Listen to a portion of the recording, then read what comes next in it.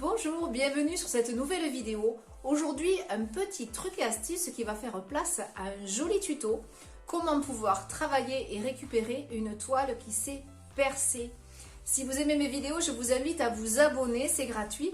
Vous recevrez une notification à chaque fois que je sortirai une nouvelle vidéo. Tous les lundis à 17 h pour un sujet plus classique et le jeudi à 17 h pour un sujet plus abstrait. En attendant, un couteau. Pour réaliser ce tuto, j'utilise une toile 30 par 30, c'est du coton tout simplement, mais j'aurais très bien pu utiliser un format différent ou du lin si je l'avais souhaité. Je l'ai enduite d'une couche fine de gesso ou d'acrylique blanche, j'ai séché au sèche-cheveux et je peux commencer. Ça, c'est ce que je vous dis à chaque fois. Aujourd'hui, un cas particulier, j'ai percé ma toile, donc elle s'est déchirée, une seconde toile est venue appuyer dessus et ça a déchiré ma toile. Donc ça arrive, hein, une toile c'est pas non plus indestructible et c'est quand même assez fragile. Donc j'ai de la chance, elle s'est percée sur le côté. Donc bien entendu, ce que je vais vous montrer, vous pouvez l'utiliser si la toile est percée en façade. Mais sachez que quand on perce sur le côté, en fait le dos va rester parfait. C'est-à-dire que c'est une toile que vous pouvez offrir, il n'y aura pas d'accroc derrière. Si jamais vous aviez percé ici, ça va un petit peu se voir sur le milieu, mais une fois au mur, ça ne se verra pas. Donc, comment faire pour attraper cette toile percée? Eh bien, petit truc et astuce, à tout de suite. Si votre toile est percée dans son centre, vous allez, dans un premier temps, mettre un petit peu de ruban de masquage au niveau du trou. Ça va aider à venir bien travailler sans que la toile ne vienne trop bouger. Alors moi je suis dans l'angle, je ne sais pas si je vais y arriver. Je vais essayer de positionner mon petit scotch. Si jamais ça ne marchait pas, ce n'est pas grave. J'essaye de placer ma toile comme elle devrait l'être, sans qu'il y ait cette petite bosse. Et je vais utiliser donc, pour cette astuce-là, il y a plusieurs façons de travailler, mais là je vais utiliser avec de la pâte de modelage. Donc c'est PBO qui fait ça, pâte de modelage épaisse. Donc je vais travailler par bande et je vais travailler des effets pour avoir un dégradé ensuite de texture et un dégradé de couleur pour faire un tableau moderne, abstrait, mais très facile et très ludique à réaliser. Donc ici, vous avez la gamme verte de chez PBO. Qu'est-ce que c'est que la gamme verte? C'est-à-dire 100% du pot et du liant utilisé à l'intérieur étant recyclé, c'est-à-dire 100% recyclé. C'est bon pour la planète. Merci et bravo à PBO d'y avoir pensé. Donc je vais prendre une bande de scotch, de ruban de masquage, et je vais venir la placer ici. Et je vais commencer à faire une première bande en utilisant directement cette pâte épaisse qui va venir complètement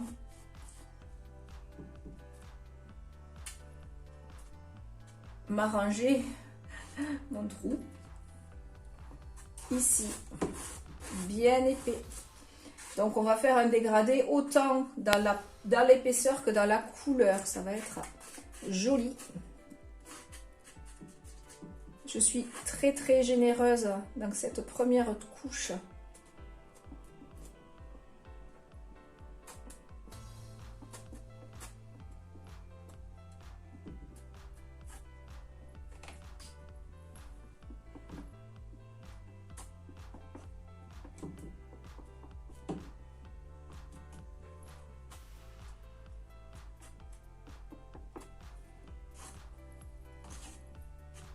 Le trou est complètement masqué. Et cette pâte étant épaisse, elle va venir rigidifier et solidifier. Et la toile ne va pas continuer à se déchirer. Hop, j'enlève. Ben, si je ne veux pas gaspiller, je remets un petit peu plus bas.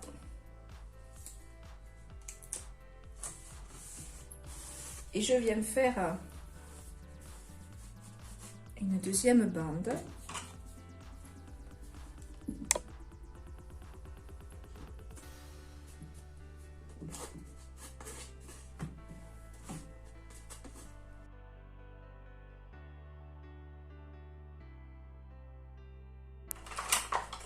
Alors je vais utiliser les peignes, donc bon, ce sont les peignes que j'ai dessinés. Si vous voulez les retrouver pour les acquérir, il vous suffit d'aller sur le site mpi3d.fr, ma petite imprimerie 3d.fr, mpi3d.fr. Vous avez plusieurs crantages, vous avez plusieurs tailles. Et donc les peignes, je les utilise beaucoup dans mes tableaux abstraits parce que je viens apporter un certain effet, un effet crantage. Et c'est toujours joli. Donc je vais utiliser ici le peigne 6. Je vais le travailler comme ça. Donc je tiens bien mon tableau. Je me mets à ras de ma ligne.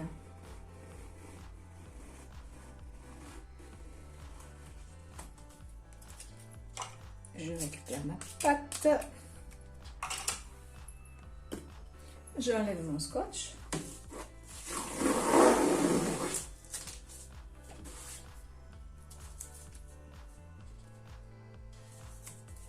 À nouveau, je repositionne. Si vous voyez qu'il commence à être un peu trop distendu,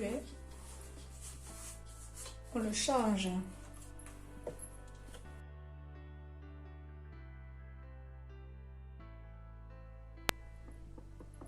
Je crée un peu de texture, mais un tout petit peu moins que sur la partie haute.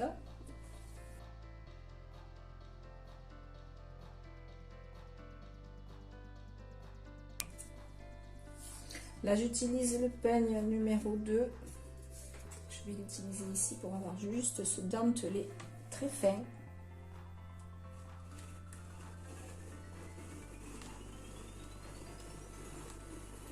Je me cale pour avoir toujours un trait très droit.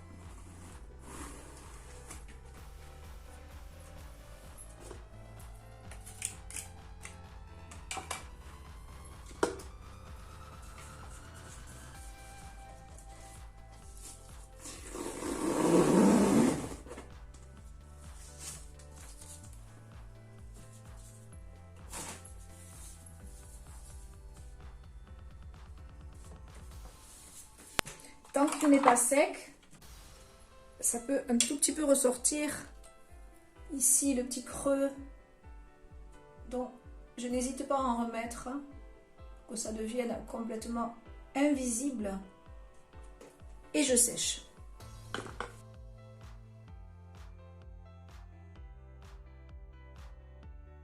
Pour réaliser ce tableau, j'aurai besoin de blanc de titane, bleu outremer, gris de peine.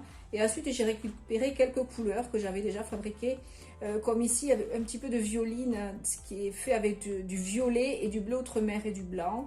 J'ai aussi un petit peu de couleur turquoise, qui a été réalisé avec du bleu phthalo, du vert émeraude et du blanc. Donc, je vais peut-être être amenée à mettre ces couleurs par petites touches pour venir éclairer, ou pas. Je ne sais pas encore comment je vais le traiter.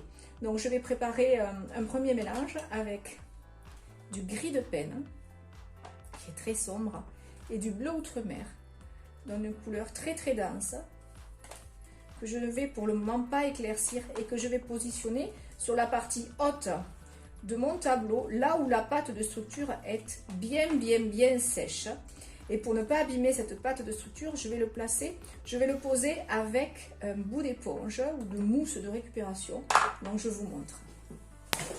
Un petit coucou et un petit clin d'œil à Colette, Jeanne et Michel. Ils se reconnaîtront. Merci Colette pour la mousse. Et un gros bisou à vous trois.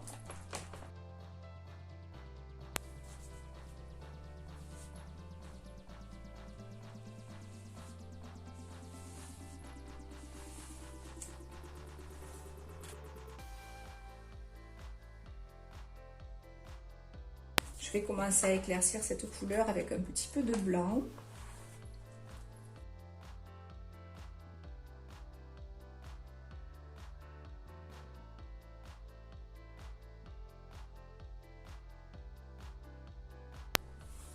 À nouveau, j'éclaircis.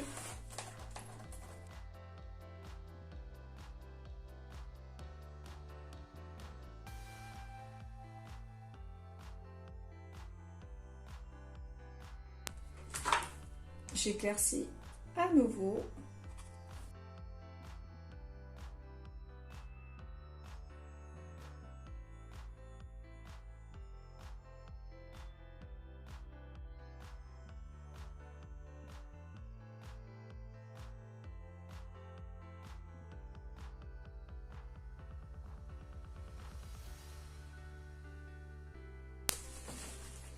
Je viens maintenant un petit peu déstructurer ces bandes en venant ajouter du clair dans ce foncé, du foncé dans ce clair.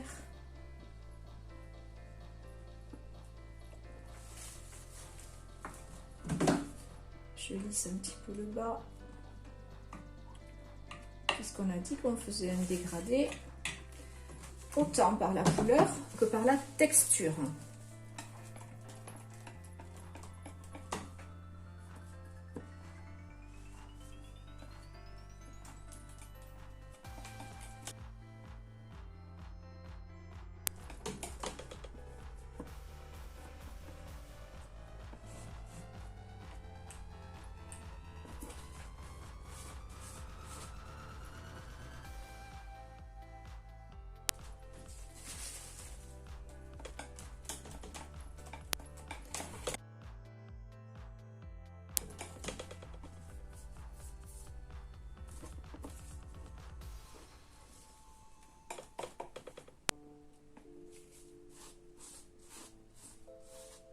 Je viens un tout petit peu passer sur mes arêtes, sur les surépaisseurs que m'a donné les couteaux, pour venir un petit peu apporter la lumière par-dessus.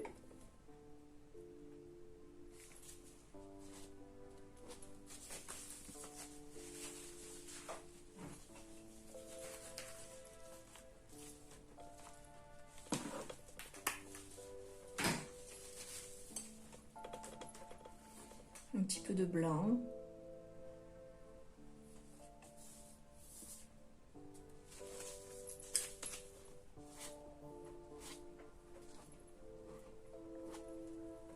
À nouveau, peut-être un petit peu plus marqué. Et je n'oublie pas de fendre la partie haute, toujours au doigt.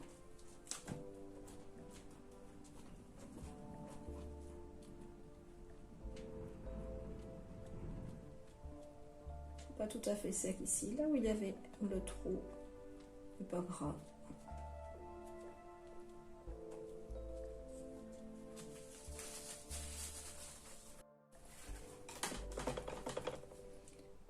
Je viens y rajouter un petit peu de foncé que je vais délicatement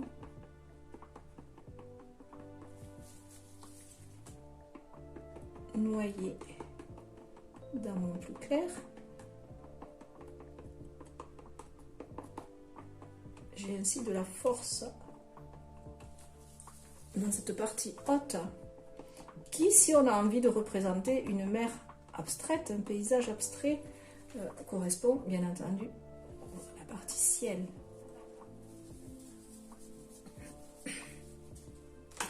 Je reprends un petit peu de foncé et je vais venir le placer ici. Le fond, j'équilibre.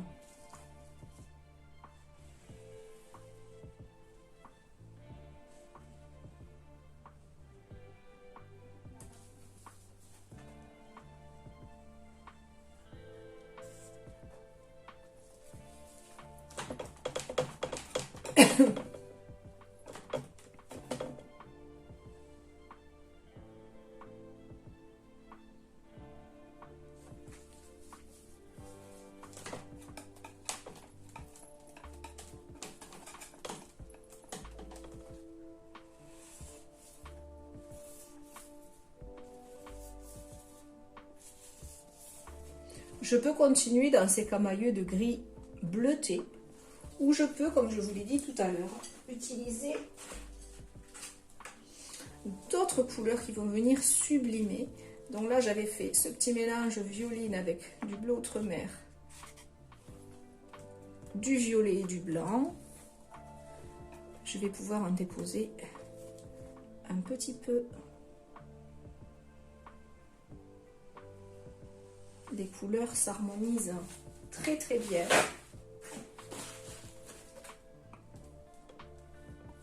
Je le sublime avec un fin trait blanc.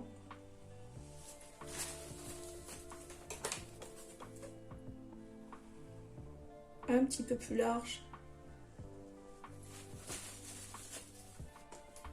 Toujours un fin trait blanc.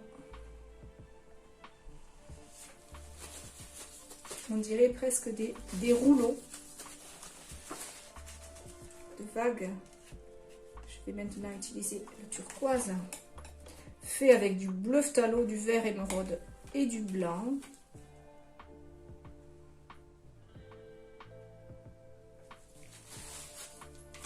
Je vais venir le fondre un petit peu avec des allers-retours.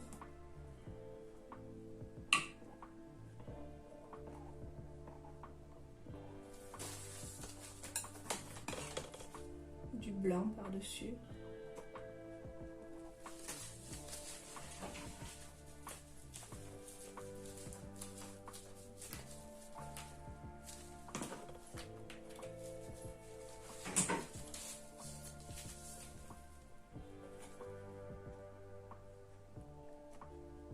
Très effleuré pour un effet croûte.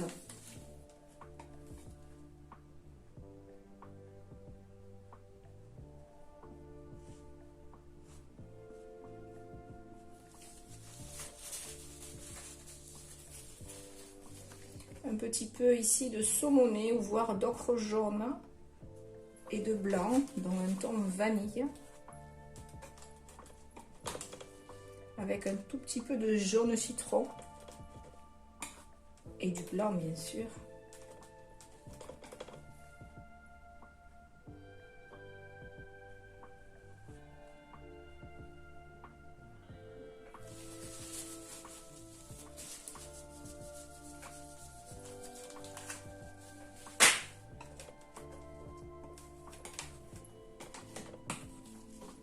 Même couleur que je dilue presque complètement dans du blanc pour amener de la lumière. J'effleure, j'effleure, j'effleure, j'effleure, j'effleure.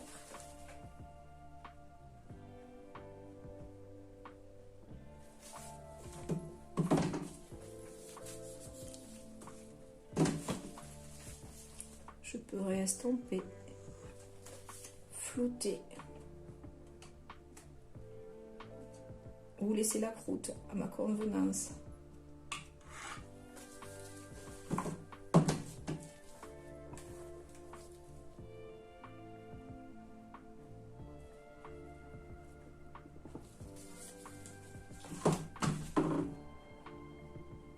Vous me direz dans les commentaires si vous préférez quand c'est plus croûteux ou quand c'est plus fondu.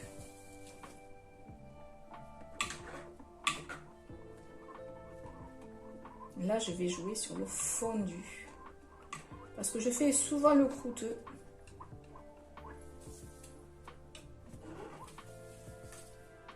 Je change la donne.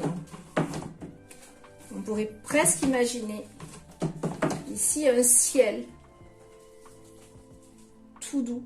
Et ici une texture de mer du plus fort et qui se dégrade. On peut tout imaginer, on peut tout créer. Ce tableau peut vous servir de base pour une foule de créations.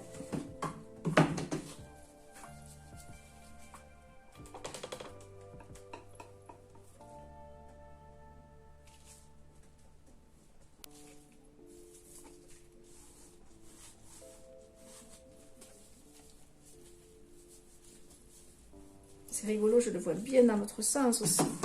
Ah, c'est difficile. Que choisir? Dans quel sens vous le verriez le mieux?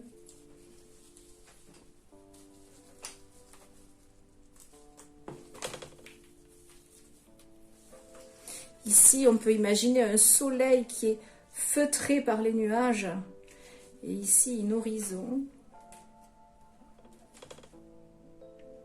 Si je choisis de le faire dans ce sens, je vais un petit peu arquer pour donner un effet plus théâtral à mon ciel.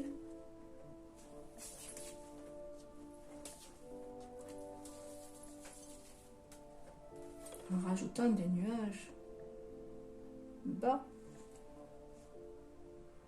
je réduis mon effet d'eau. Pour voir si je le tourne.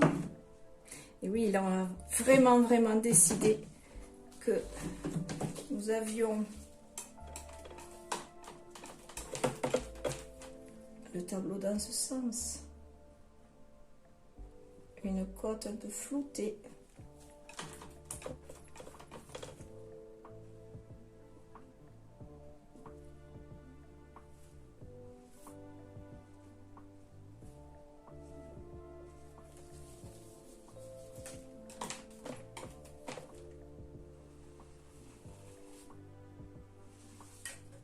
C'est ça la création. Jouer. Toujours et encore avec les couleurs. Chercher, oser, se tromper. C'est toujours, comme on dit, travailler.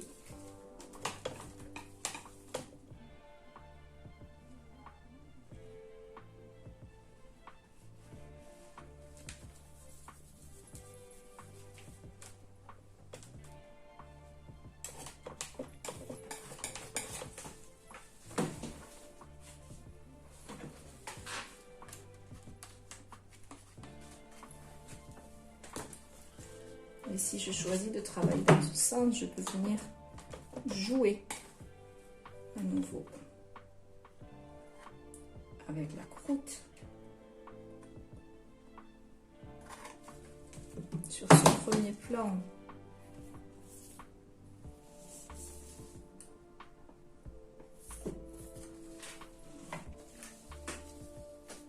Le jaune est venu sans le vouloir se refléter au bon endroit.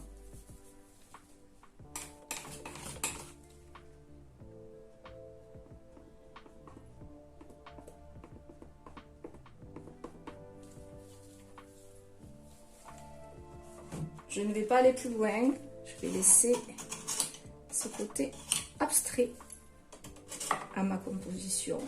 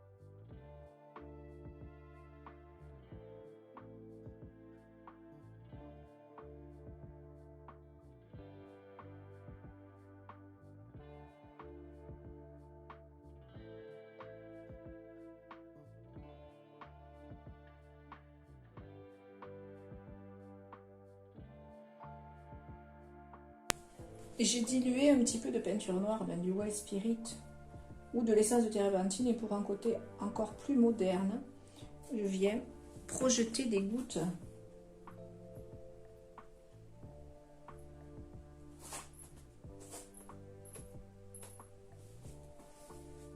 sur ma composition. Voilà, ce tuto est terminé. J'espère que ça vous a plu. Si vous avez aimé, vous pouvez me laisser un petit pouce bleu j'aime. Vous pouvez me laisser un message et vous pouvez vous abonner. Vous recevrez ainsi une notification à chaque nouvelle sortie de vidéo. Et si vous voulez voir les plus anciennes, il n'y a rien de plus facile. Vous cliquez sur l'onglet vidéo et vous faites défiler. Il y en a plus de 200 pour tous les goûts et pour tous les niveaux. En attendant, je vous souhaite une belle fin de semaine. Je vous dis à lundi. Au revoir.